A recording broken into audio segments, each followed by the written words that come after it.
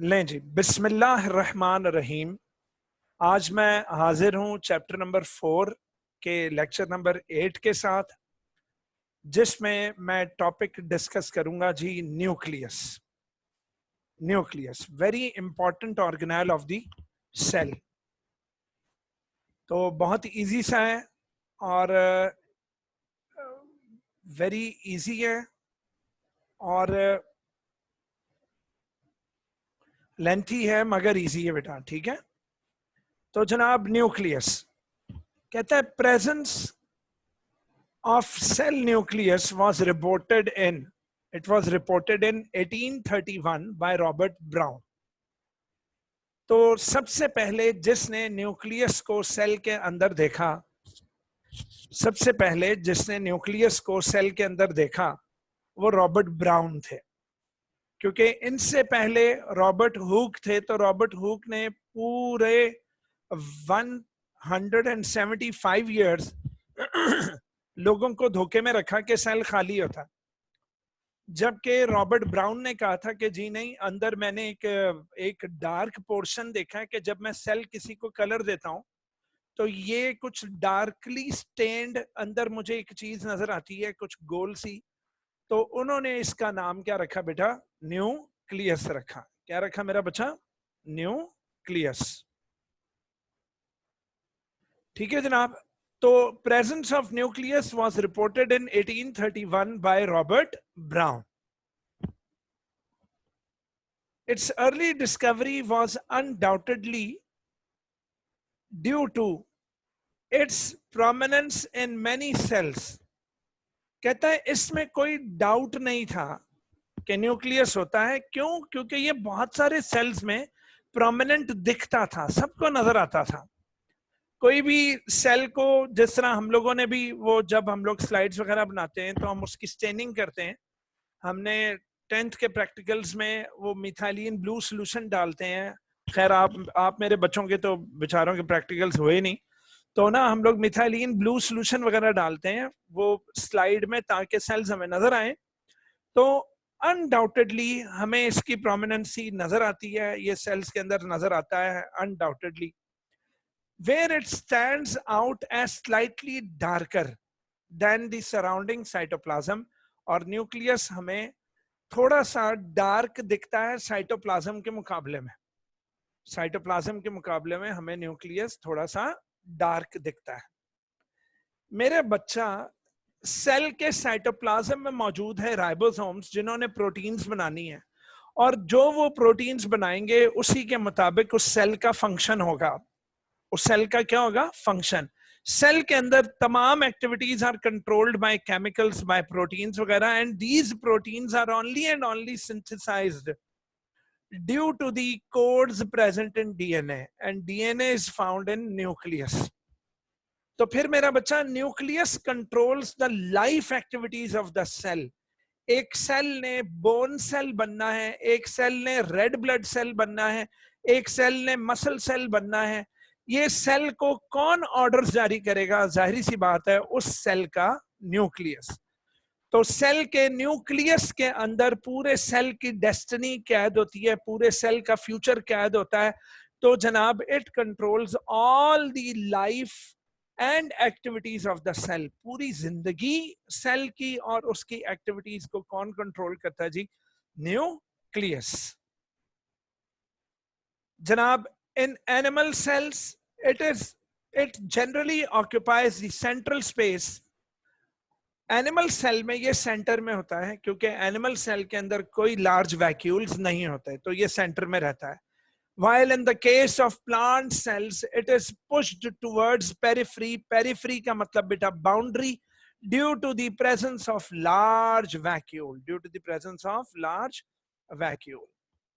तो जनाब ये देखो, एक बड़ा ही प्यारा सा न्यूक्लियस की फोटोग्राफ मेरे हाथ लगी।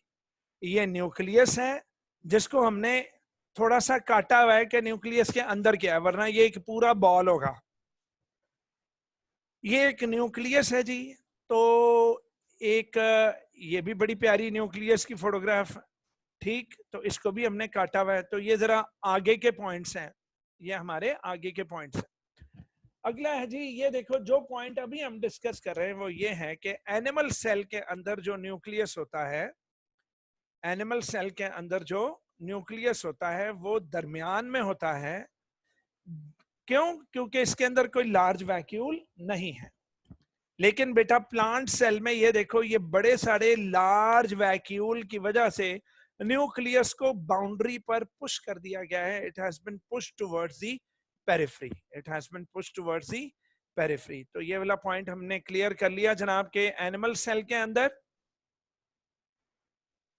एनिमल सेल के अंदर जो है it lies in the central space, जबकि इन प्लांट सेल के अंदर it is push towards the periphery due to the presence of the large vacuole. लो मेरा बच्चा, न्यूक्लियस में बी इरेगुलर और स्फेरिकल इन शेप। अच्छा, आमतौर पर हमें 9th-10th की जो हमारी बेसिक्स तय होती हैं उसमें हमें लगता है जैसे न्यूक्लियस हमेशा गोल होगा। तो बेटा जरूरी नहीं है कि न्यूक्लियस हमेशा गोल हो। चलो इधर भी न्यूक्लियस थोड़ा सा ओवल है, ये भी ओवल है, लेकिन याद रखें कि ये देखें बेटा, ये वाइट ब्लड सेल्स हैं, इसमें न्यूक्लियस की शेप्स चेक करें जरा। तो न्यूक्लियस की बड़ी बड़ी इरेगुलर शेप भी हो सकती है, तो आपने घबराना नहीं है, ठीक है ना। तो न्यूक्लियस की सिर्फ स्फेरिकल या ओवल शेप ही नहीं होती, न्यूक्लियस की इरेगुलर शेप्स भी हो सकती हैं। तो न्यूक्लियस में भी इरेगुलर और spherical in shape. Generally the sales have one nucleus. आमतौर पर ये अभी जो मैंने आपको सेल्स दिखाए इनमें भी एक एक न्यूक्लियस है। ये व्हाइट ब्लड सेल्स में भी एक एक न्यूक्लियस है, ये एनिमल और प्लांट सेल में भी एक एक न्यूक्लियस है। तो generally the cells have one nucleus and such kind of cells are called mononucleate. Such cells are called what बेटा? मोनोन्यूक्लिएट। ठीक है जी। तो such cells are called mononucleate, जबकि ऑन दी अदर हैंड कुछ सेल्स में दो न्यूक्लियस होते हैं। जिस तरह एक पैरामीशियम एक ऑर्गेनिज्म है, तो पैरामीशियम के अंदर एक मेगा न्यूक्लियस, एक माइक्रो न्यूक्लियस, तो दो अदद न्यूक्लियस हैं। एक जो है वो रिप्रोडक्शन को कंट्रोल करता है, तो दूसरा जो है वो सारे सेल की एक्टिविटीज को कंट्रोल करता है। तो sometimes the cells have two nuclei in them and those are called binucleate। तो जी हाँ, पैरामीशियम is binucleate। जबकि some cells have more than two nuclei। तो more than जब two nuclei होंगे तो उन्हें आप क्या बोलोगे? Multi nucleate. उन्हें क्या बोलोगे बेटा? Multi nucleate. For example muscle fibre, जो कि मसल सेल है, उस मसल सेल में ढेर सारे न्यूक्लियाई होते हैं। मसल सेल में ढेर सारे न्यूक्लियाई होते हैं। नेक्स्ट जी याद रहे कि माइटोसिस मियोसिस में आपने पढ़ा था कि जैसे ही प्रोफेज का एंड होता है तो न्यूक्लियर एनवेलप गायब हो जाता है। तो जब मेरा बेटा न्यूक्लियर एनवेलप गायब हो जाएगा तो फिर न्यूक्लियस हमें विजिबल थोड़ी रहा, उसका तो क्रोमेटिन मटेरियल सारा फैल जाएगा पूरे साइटोप्लाज्म में। तो nucleus is visible only when the cell is in non dividing stage. जब सेल नॉन डिवाइडिंग स्टेज में होता है, मतलब कि वो अपना ग्रोथ फेज में है, यानी इंटरफेज में मौजूद है। किसमें बेटा? इंटरफेज में। एम फेज में नहीं घुसा, माइटोटिक फेज में नहीं घुसा, डिवाइडिंग फेज में नहीं घुसा। तो डिवाइडिंग फेज से जो पहला है जो कि इंटरफेज है, तो इंटरफेस के अंदर न्यूक्लियस बड़े आराम से हमें विजिबल होता है।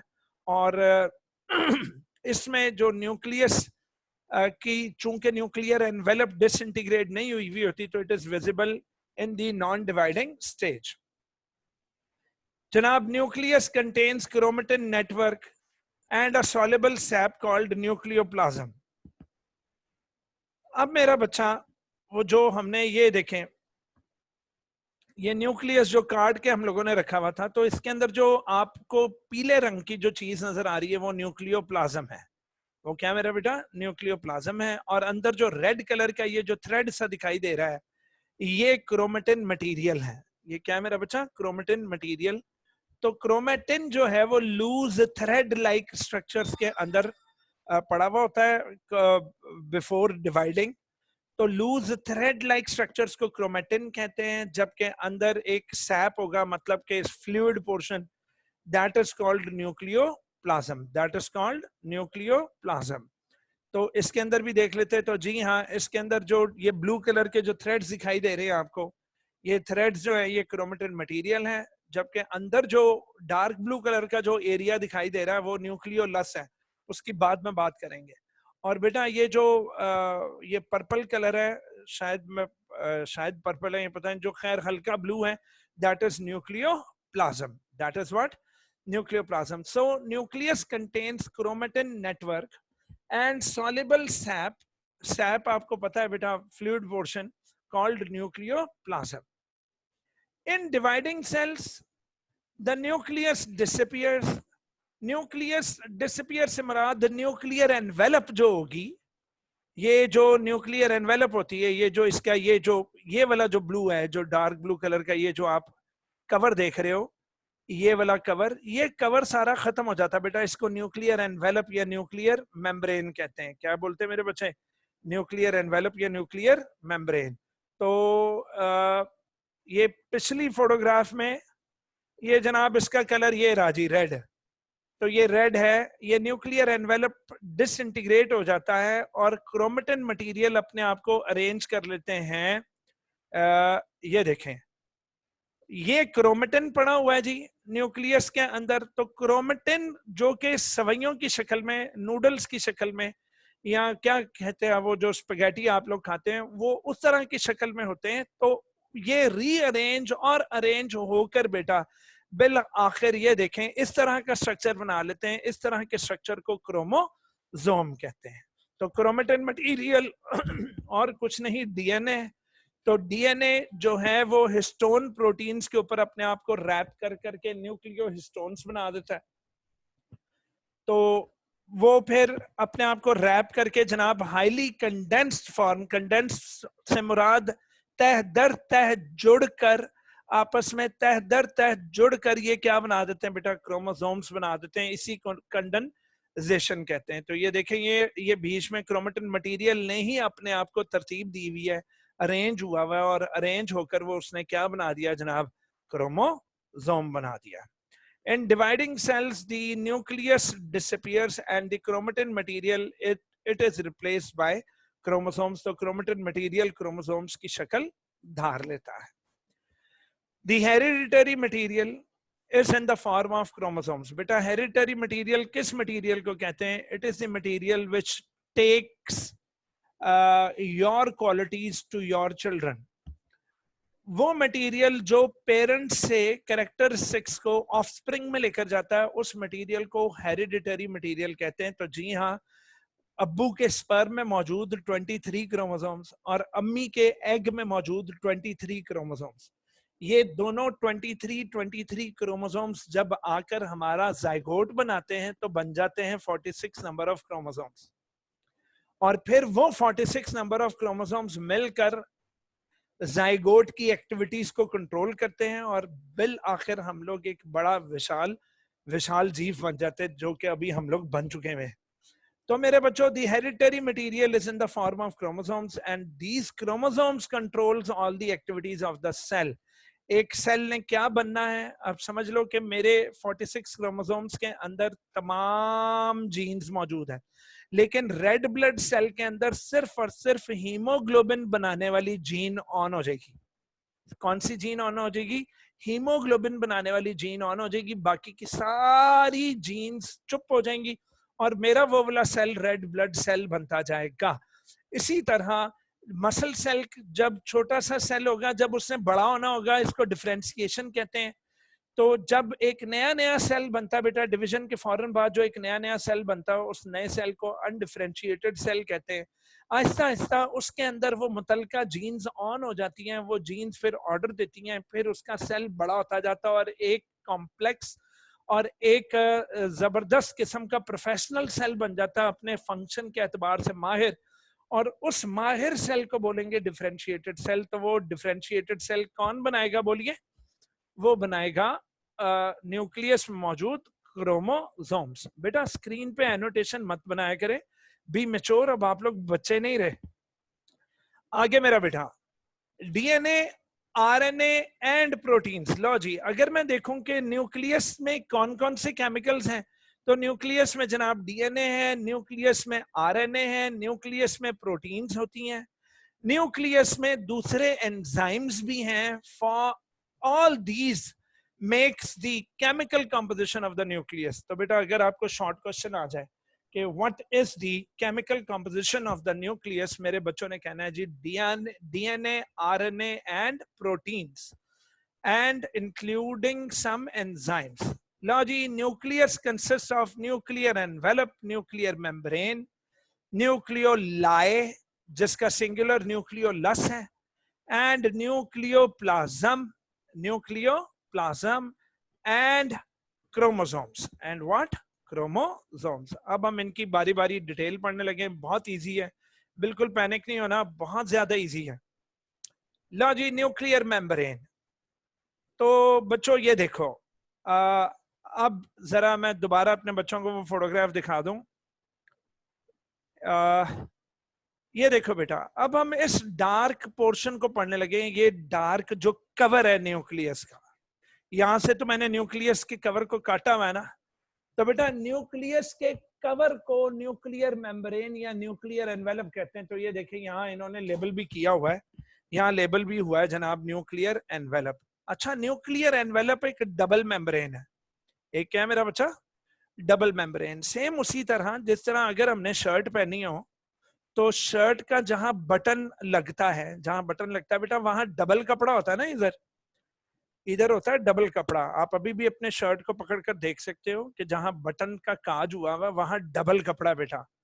आप उस कपड़े को आगे पीछे कर सकते हो, ऊपर वाला कपड़ा अलग है और नीचे वाला कपड़ा अलग है। अच्छा, ये डबल कपड़े को यहां आकर हमने ना, ये देखो हमने क्या किया कि हमने एक सिलाई लगाई इधर और यहां हमने उस डबल कपड़े को यूं करके सी दिया, ऊपर और नीचे वाला कपड़ा, ऊपर और नीचे वाला कपड़ा सी कर दरमियान में से बेटा हमने कट मार दिया है। हमने क्या मार दिया? कट मार दिया। तो कट मारने से क्या हुआ कि अंदर एक पोर बन गया। उस पोर में अब बटन ने फिट होना है, उस पोर में बटन ने फिट होना है। उर्दू में हम इसको काज बोलते हैं, काज बोलते हैं ना बेटा। लो जनाब, तो ये शर्ट का डबल कपड़ा था, डबल कपड़ा। अच्छा, ये जो सिलाई मारी है ना, अगर कोई पूछे कि तुमने किया क्या है, कहना जी both the layers, both the cloth जो थे, जो दोनों क्लॉथ से वो कॉन्टिन्यूअस हो गए। इंग्लिश का वर्ड क्या बोलोगे? यहां आकर कॉन्टिन्यूअस हो गए। तो जब वो कॉन्टिन्यूअस हो गए तो they gave rise to a pore, they give rise to a pore. तो मेरे बच्चों इसी तरह मेरा बेटा, ये आउटर मेम्ब्रेन और इनर मेम्ब्रेन जो न्यूक्लियर एनवेलप की है, ये मुख्तलिफ जगहों पर, ये देखें, ये मुख्तलिफ जगहों पर कॉन्टिन्यूअस है। जब कॉन्टिन्यूअस हो जाएंगी तो क्या हो जाएगा बेटा, वहां पर ये एक पोर को जन्म देंगी, दैट इज एक होल को जन्म देंगी।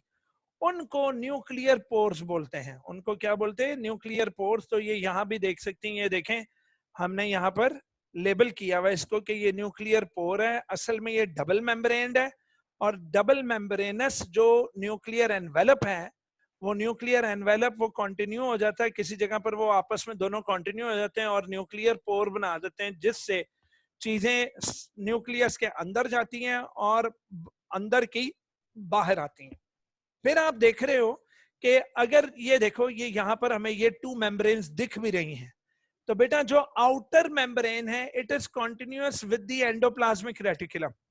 जो आउटर मेम्ब्रेन है न्यूक्लियर एनवेलप की, वो एंडोप्लाज्मिक रेटिकुलम से कॉन्टिन्यूड है। जबकि जो इनर वाली है, इनर वाली लपेटती है किसको? न्यूक्लियोप्लाज्म और क्रोमेटिन मटेरियल को। तो जी हाँ, इसकी टू लेयर्स हैं। एक अंदर वाली लेयर जो है न्यूक्लियर एनवेलप की, वो न्यूक्लियोप्लाज्म को कवर करती है, जबकि बाहर वाली कॉन्टिन्यूड है किससे? एंडोप्लाज्मिक रेटिकुलम से। लो जी, nucleus is surrounded by a nuclear membrane, जो के न्यूक्लियर मेम्ब्रेन जो के सेपरेट करती है न्यूक्लियर मटेरियल को from the cytoplasm, nuclear material को फ्रॉम द साइटोप्लाज्म। तो न्यूक्लियर मटेरियल बिल्कुल सेपरेट हो गया।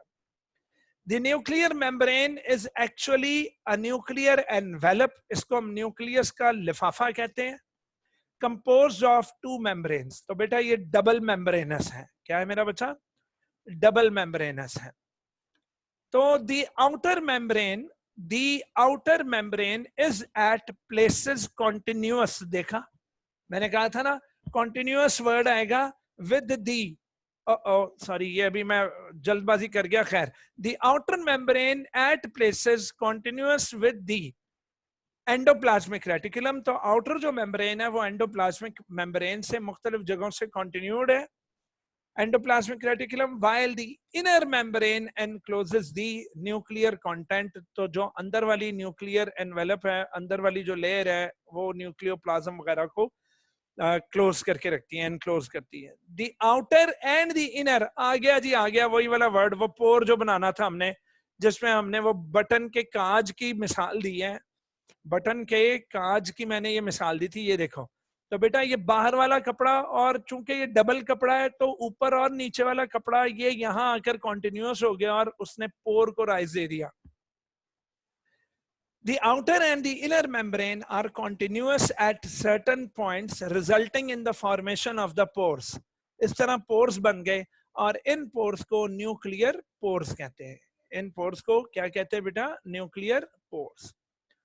फिर मैंने अपने बच्चों को बताया था कि ये pores जो हैं, they allow, the nuclear pores allow the exchange of materials between the nucleus and the cytoplasm। तो साइटोप्लाज्म से अगर किसी चीज ने न्यूक्लियस में जाना है, या न्यूक्लियस में से किसी चीज ने अगर साइटोप्लाज्म में आना है, तो वो न्यूक्लियर पोर से आना जाना करेगा। The number of nuclear pores is highly variable। अच्छा, न्यूक्लियर पोर्स याद रखें, जो अनडिफरेंशिएटेड सेल्स हैं, जिन्होंने अभी कुछ बनना है और उनके अंदर दिन रात काम हो रहा है, केमिकल्स बन रहे हैं, अंदर से कोड्स कॉपी होकर बाहर जा रहे हैं, मैसेंजर आरएनए को अंदर आना पड़ता है, अंदर से बाहर जाना पड़ता है, डीएनए को कॉपी कर करके मटेरियल्स अंदर बाहर हो रहे हैं। तो बेटा अनडिफरेंशिएटेड सेल्स में 30,000 तक होंगे बेटा, न्यूमरस पोर्स होते हैं। The undifferentiated cells such as the eggs, that is zygotes, they have numerous pores, that is about 30,000 per nucleus। जबकि जो डिफरेंशिएटेड सेल्स होते हैं, जो बन चुके, जो उन्होंने बनना था, तो उनके अब न्यूक्लियस पोर्स जो होते हैं, न्यूक्लियर पोर्स, वो कम होते हैं। For example erythrocytes. एरिथ्रोसाइट्स, वैसे तो हमारे एरिथ्रोसाइट्स जो हैं, जो कि हमारे मैच्योर एरिथ्रोसाइट्स हैं, उनमें तो न्यूक्लियस मिसिंग होता है, लेकिन बेटा फ्रॉग के एरिथ्रोसाइट्स, रेड ब्लड सेल्स में, एरिथ्रोसाइट्स कौन होते हैं? रेड ब्लड सेल्स में सारी जिंदगी उनका न्यूक्लियस रहता है। जब तक उनका रेड ब्लड सेल जिंदा है, न्यूक्लियस रहेगा। तो उस डिफरेंशिएटेड सेल में 3 to 4 पोर्स होते हैं पर न्यूक्लियस। अब जनाब, each pore has a definite structure. याद रखें, हर पोर का एक डेफिनेट स्ट्रक्चर है, which controls the traffic of a substance passing through them. तो फिर बेटा ये जनाब डिफरेंशियली परमिएबल मेम्ब्रेन भी है। ये कोई इस तरह की नहीं है कि जो मर्जी अंदर आ जाए, जो मर्जी बाहर निकल जाए। चेकिंग जरूर होगी कि कौन अंदर आ रहा है, कौन नहीं आ रहा। स्पेशल चीजों को अंदर जाने देंगे, बहुत सौ को रोक लेंगे। इसके साथ ही न्यूक्लियर एनवेलप खत्म हुआ। अगला आया जी न्यूक्लियोलस। अब मेरे बच्चों, न्यूक्लियोलस क्या है? तो न्यूक्लियोलस ये है कि जब भी हम किसी न्यूक्लियस को देखते हैं तो हमें एक मजीद अंदर डार्क पोर्शन दिखाई देता है।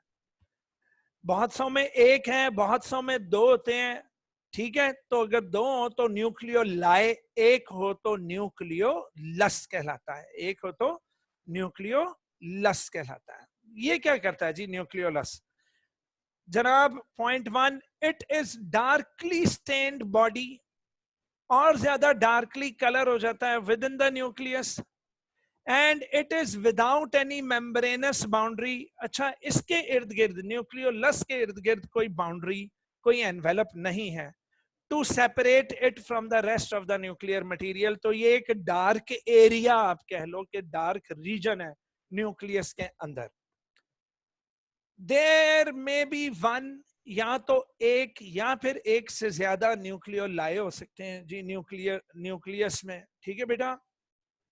Next, the ribosomal RNA, that is rRNA, ribosomal RNA, जिन्होंने ribosomes बनाने हैं, अभी चंद लेक्चर पीछे मैंने आपको समझाया था कि ribosome is made up of equal amounts of ribosomal RNA and protein, यानी 50% ribosomal RNA, 50% proteins आपस में मिलकर तो पूरा राइबोसोम बना लेते हैं.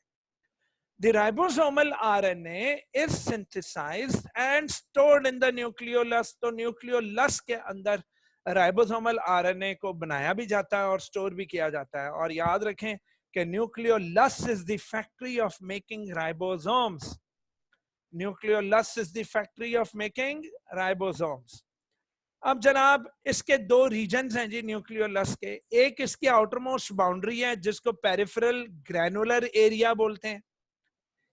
पेरिफेरल आउटर मोस्ट, पेरिफेरल से मुराद बाउंड्री वाला, ग्रैनुलर से मुराद दानेदार एरिया.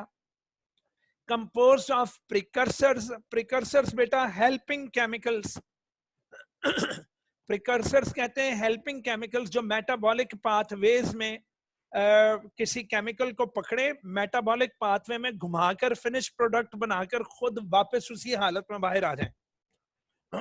जैसे खुद कुछ हमला आवर का वो जो नहीं होता हेल्पर, जिसको कहते हैं अपना के वो क्या कहते हैं, मैं नाम ही भूल गया, सहूलतकार.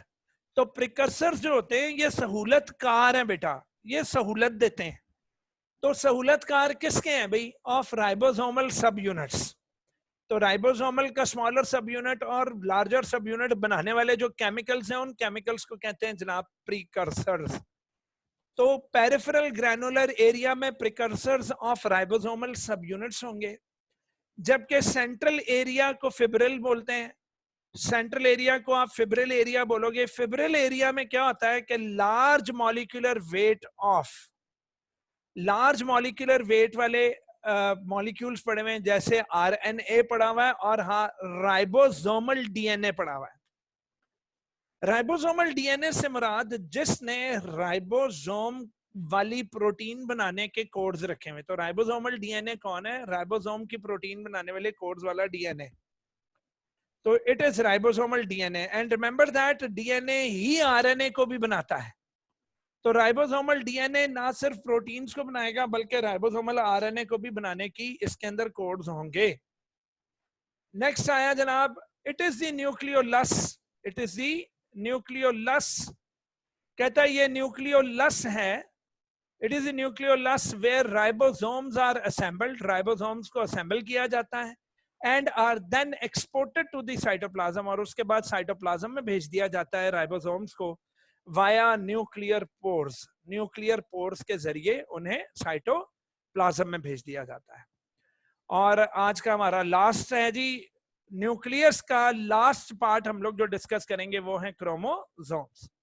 न्यूक्लियस इज ऑफनली deeply stained with the basic dyes. जब हम अंदर डाइज डालते हैं तो वो न्यूक्लियस डीपली स्टेन्ड हो जाता है. क्यों? क्योंकि वो सारी डाई कौन एब्जॉर्ब कर लेता है? अंदर मौजूद क्रोमेटिन मटेरियल. तो क्रोमेटिन मटेरियल ठीक ठाक कलर्स को एब्जॉर्ब करता है. During the cell division chromatin material is converted into darkly stained thread like structures known as chromosomes. तो जब न्यूक्लियस की डिवीजन देखो, जब तक डिवीजन नहीं हो रही न्यूक्लियस इस हालत में और क्रोमेटिन थ्रेड की शक्ल में है. लेकिन जैसे ही जनाब डिवीजन करीब आएगी तो जब डिवीजन करीब आती तो क्रोमेटिन मटेरियल बना देता है क्रोमोसोम. ये क्रोमोसोम का एक क्रोमेटिड है, ये क्रोमोसोम का दूसरा क्रोमेटिड है. तो एक क्रोमोसोम अगर तो एक क्रोमेटिड पर मुश्तमिल हो तो उसको बोलोगे सिंगल क्रोमेटिड क्रोमोसोम. और अगर वही सिंगल क्रोमेटिड क्रोमोसोम डुप्लीकेट हो जाए, मतलब ये देखो दो क्रोमेटिड्स बना ले, ये दोनों एक दूसरे के रेप्लिका होते हैं, तो उसको बोलोगे double chromatid chromosome. Double chromatid chromosome. तो जनाब ये यहाँ अगर हम देखें तो ये देखिए क्रोमोसोम के तीन हिस्से बड़े वाजे हैं. एक क्रोमेटिड, फिर दूसरा क्रोमेटिड, और यहाँ पर दरमियान में सेंट्रोमियर. दरमियान में क्या मेरे बच्चों? centromere. During cell division, chromatin material is converted into darkly stained thread-like structures known as chromosomes.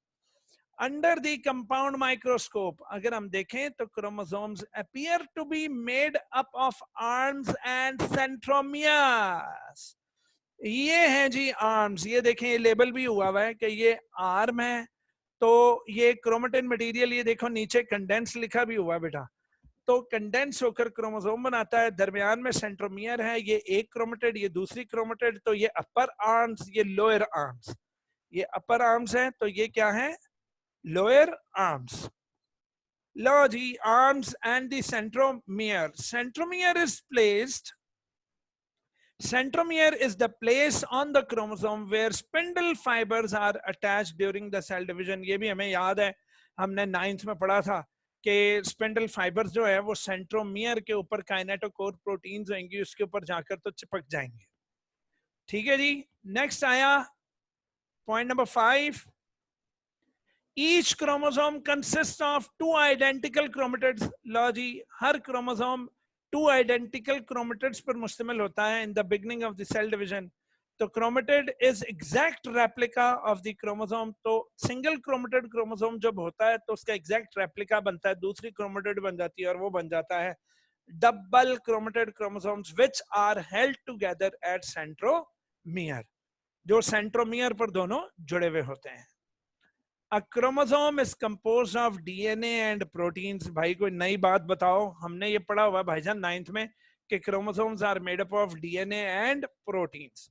All the information necessary to control the activities of the cell, ये भी हमने ऊपर भी डिस्कस किया है, is located on the chromosomes in the form of genes. बिल्कुल, अभी मैंने एग्जांपल भी दी थी कि अब्बू के 23 आए, अम्मी के 23 क्रोमोसोम्स आए, उन क्रोमोसोम के ऊपर जीन्स थी, उन जीन्स ने हमारे सेल्स की एक्टिविटीज को कंट्रोल किया और आहिस्ता आहिस्ता एम्ब्रियो बना और एम्ब्रियो से बेबी और बेबी से अब हम बन चुके हैं.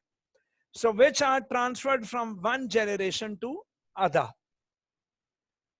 एंड जनाब पॉइंट नंबर 8 है जी, the number of chromosomes in an individual, number of chromosomes in an individuals of the same species remain constant. तो जी हाँ, अगर मैं इंसान हूं तो मेरे अंदर 46 नंबर ऑफ क्रोमोसोम्स हैं, तो आप लोगों में भी 46 नंबर ऑफ क्रोमोसोम्स हैं क्योंकि आप लोग भी इंसान हैं.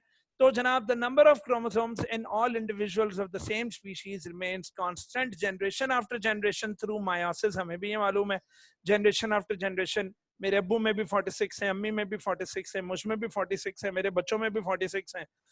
क्यों? मायोसिस की वजह से. इन मैन, बेटा वेरी इंपॉर्टेंट एमसीक्यूज है जी. In man, each cell contains 46 chromosomes, जबकि frog cell has 26. अब ये याद रखने भाई, frog cell के अंदर कितने क्रोमोसोम्स हैं? 26. और आप लोगों में चिंपैंजीज में कितने हैं जी? 48 क्रोमोसोम्स. और तो और fruit fly, that is Drosophila melanogaster. Drosophila melanogaster एक ऐसी मक्खी है जो आपको फ्रूट की रेडियों के पास मिल जाएगी, जहां ज्यादातर बनानास वगैरह रॉट हो रहे हो तो वहां एक ये मक्खी फिर रही होती है, वो फ्रूट फ्लाई होती है जनाब. उसके अंदर 8 क्रोमोसोम्स हैं. याद रखें, ड्रोसोफिला मेलानोगैस्टर में कितने हैं जी?